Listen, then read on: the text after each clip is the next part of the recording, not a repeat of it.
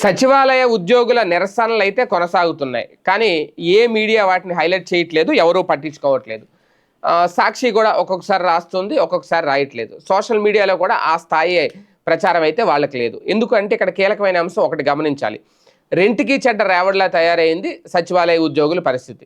అలాగే వాలంటీర్ల పరిస్థితి కూడా అంతే అని అనుకోవాలి. వాస్తవానికి వాలంటీర్ వ్యవస్థ అనేది ఇప్పుడు లేదనుకోండి. కాకపోతే వాళ్ళు మళ్ళీ ఎదురు చూస్తున్నారు. మళ్ళీ జగన్మోహన్ రెడ్డి గారి ప్రభుత్వం వస్తే వాళ్ళకైనా అవకాశం వస్తుందేమో అని ఎదురు చూపులు చూసేవాళ్ళు చాలామందే ఉన్నారు.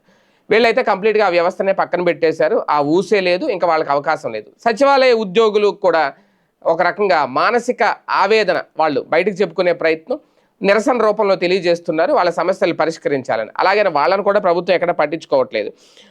అయితే వీళ్ళ ప్రధానంగా ఇప్పుడు ఆల్రెడీ కొన్ని నిరసనలు చేస్తున్నారు, అది ఎవరికి తెలియదు. అక్టోబర్ 5వ తేదీ వరకు అయితే నిరసనలు చేస్తున్నారు.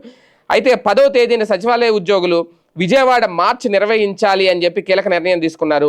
రాష్ట్ర ప్రభుత్వం తమ న్యాయమైన సమస్యలను వెంటనే పరిష్కరించాలి, లేకపోతే అక్టోబర్ 10వ తేదీన 1,00,000 మంది గ్రామ అలాగే వార్డు సచివాలయ ఉద్యోగులతో విజయవాడ మార్చ్ని నిర్వహిస్తాము అని చెప్పి ఆంధ్రప్రదేశ్ గ్రామ వార్డు సచివాలయాల ఉద్యోగుల ఐక్య వేదిక ఒక ప్రకటన చేసింది.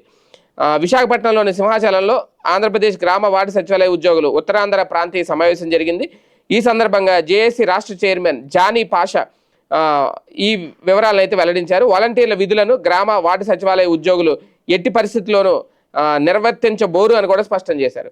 తక్షణమే ఇంటింటి సర్వే విధుల నుంచి సచివాలయ ఉద్యోగులను తప్పించాలని కూడా డిమాండ్ చేశారు. అలాగే ప్రధానంగా నోషనల్ ఇంక్రిమెంట్లు 9 నెలల ఆర్ఇయర్స్ని వెంటనే మంజూరు చేయాలన్నారు.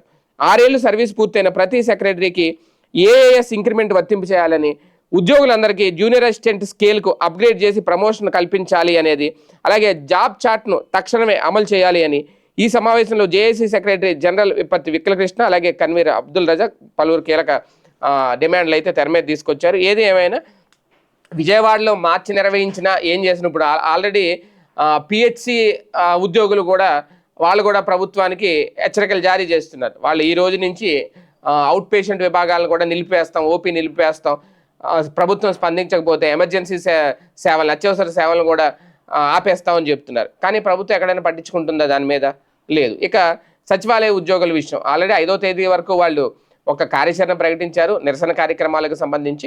ఇప్పుడు 10వ తేదీన మార్చి నిర్వహిస్తాము అని చెప్తున్నారు. అంటే దాదాపు 1,00,000 మంది ఉద్యోగులు విజయవాడ వచ్చి అక్కడ నిరసన తెలియజేస్తారు. ఈ లోపల సమస్యలు పరిష్కరించాలని. అసలు ప్రభుత్వానికి సంబంధించిన పత్రికలు, టీడీపీకి అనుకూల పత్రికలు ఈ వార్తనే రాయట్లేదు. సాక్షిలో ఎక్కడో వెనక పేజీలో చిన్న వార్త రాసుకుంటున్నారు వీళ్ళు. ఎందుకంటే వీళ్ళకే కాస్తంత వ్యతిరేకత ఉంది వైసీపీకి కూడా సచివాలయ ఉద్యోగుల మీద.